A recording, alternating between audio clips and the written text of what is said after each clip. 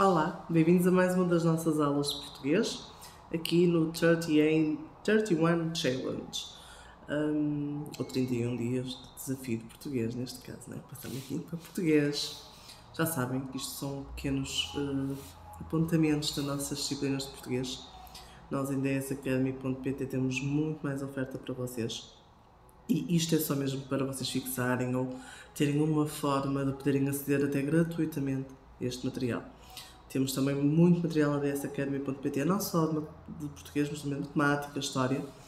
Aquilo que vos faz falta e que vos é essencial para preparar para um 12º ano, décimo, o que seja, vos preparar para um melhor ensino possível. É a nossa função, a nossa premissa aqui.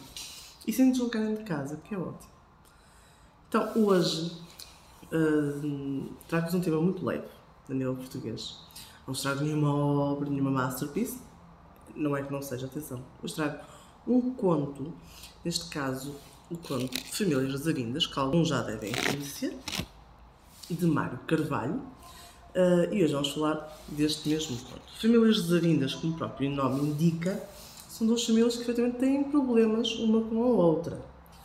Os contos do século XX têm a particularidade de serem muito fáceis para vocês interpretarem, porque além da linguagem ser mais fácil, mais acessível, não é? Vai-vos facilitar também muito ao entendimento, à compreensão.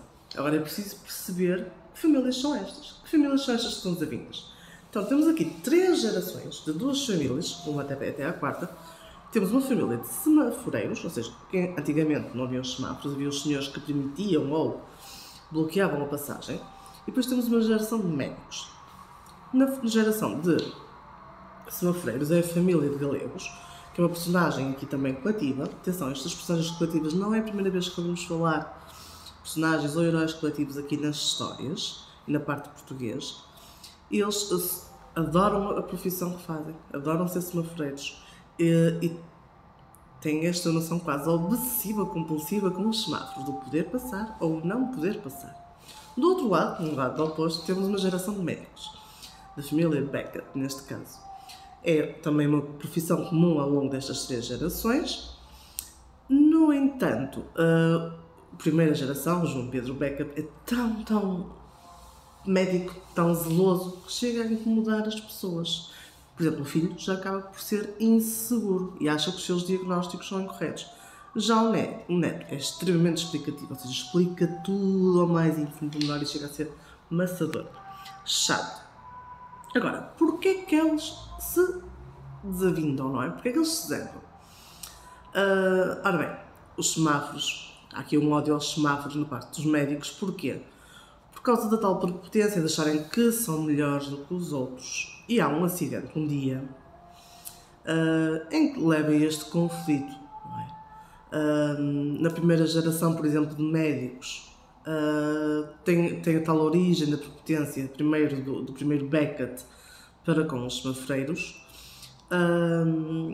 até que chegamos a uma terceira geração que inclusive levava este ódio, mais ínfimos por nós, e incentivava os seus próprios pacientes a insultar os semaforeiros. Os semaforeiros vão passando por estas várias gerações de médicos da mesma forma, ou seja, vão sempre complicar a passagem deles. Ou publicar, portanto, depois temos aqui episódios quase cómicos deste conflito. Não era um conflito, efetivamente, como nós já vimos em grandes obras, mas é uma coisa para mostrar, efetivamente, que há coisas que às vezes passam de famílias para famílias e aqui acontece o mesmo. Um dia há um acidente e aqui chega-se à atual concórdia das famílias. Agora, vamos perceber o que é que está por trás desta obra, porque é que esta obra é importante e porque é que ela está num programa de português. Não é só por contar esta história. Esta história tem as tais gerações, as 3 gerações principalmente, que são importantes. E que têm o tal valor simbólico ligados à história, principalmente do século XX. Assim temos a Primeira e a Segunda Guerra Mundial, que acompanham os dois, no fundo, o conflito entre as famílias, que começa, e se repararem, elas vão também terminar da mesma forma que, neste caso, estas 2 famílias. Elas depois chegam a uma parte de concórdia, ou seja, são 3 fases. Começam pela discórdia, depois os tais conflitos, da Primeira e da Segunda Guerra Mundial, que também vão estar nas famílias de semaforeiros e da família dos médicos, E depois há a tal concórdia entre as nações, ou seja, a assinatura de paz. E aqui acaba com a concórdia entre a mesma família. Ainda temos uma analogia que temos de fazer ao 25 de abril de 1974. Um grande acontecimento. Portugal marcou o final da ditadura e o início da democracia em Portugal. E temos também aqui a tal conquista pacífica, que é uma coisa que nem é sempre estas famílias acabaram de fazer, não é? Assim, apesar deste conflito, que é originado simplesmente por semáforos, mostra, efetivamente, em primeiro lugar, a pequeneza, a mediocridade do ser humano. Do pegarem só de... Comparando aqui um semáforo, ou uma Primeira Guerra Mundial, ou uma Segunda Guerra Mundial, não é nada. E nós às vezes chateamos, e é exatamente isto que nesta obra de Mário Carvalho quer chamar a atenção, que nós vamos pegar, às vezes, por coisas pequeninas, como aconteceu aqui com estas duas famílias, e não temos a noção sequer do panorama mundial que está à nossa volta. Enquanto havia uma Primeira, uma Segunda Guerra Mundial, uma ditadura, estas famílias não se preocupavam com isso, preocupavam-se com o seu problema com um semáforo ou o seu problema com uns médicos. E aqui está o tal tom moralizante também que um conto acaba por ter, que é o tal egoísmo humano que aqui acontece. Eles só se preocupam com o seu bem-estar, com o facto de chamarem a atenção. Portanto, obviamente que aqui Mário de Carvalho vai-nos recorrer à ironia, sem sombra de dúvida. Vai criticar este provincianismo, a corrupção dos serviços públicos enquanto membros dos semáforos, o facilitismo que os médicos às vezes acabam por fazer, que muitas vezes nós temos aquela noção em médico, que tem uma série de códigos morais que eu tenho que reger. Mas aqui vamos ver que esses códigos morais passam para segundo plano, a partir do momento que eles dizem até aos seus pacientes para insultarem os semaforeiros. Pois também é tal, já que aqui referi, a tal pequeneza, a tal mediocridade que existe destas duas famílias perante aquilo que acontecia à volta deles. Não é só se preocuparem então com tal conflito e acharem que é o fim do mundo por haver ali um conflito entre as duas famílias. Há aqui vários episódios que levam ao episódio final, à peripécia final. Eles são representados sempre em desavenças com as duas famílias que duram um século. E é sempre, os tais, começa exatamente pelo semáforo e pelo pedal, que é o acidente com o Paco.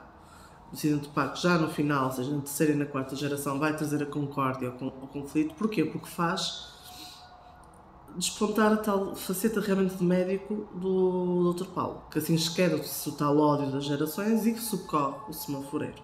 E assim no final do conto temos este tom moralizante em que as duas famílias colocam de parte estas desavenças e acabam por substituir o Paco nos semáforos. A família de médicos assume o seu lugar e acabam também com uma forma de se redimir, não só pelo comportamento que eles estão a ter na altura, mas pelo comportamento das suas gerações anteriores, do seu pai, do seu avô. Portanto, houve aqui realmente uma cedência naquilo que eles estavam a fazer. Como podem ver, é uma história, como eu digo, um conto tem um tom moralizante que é muito importante. Os contos do século XX têm essa noção.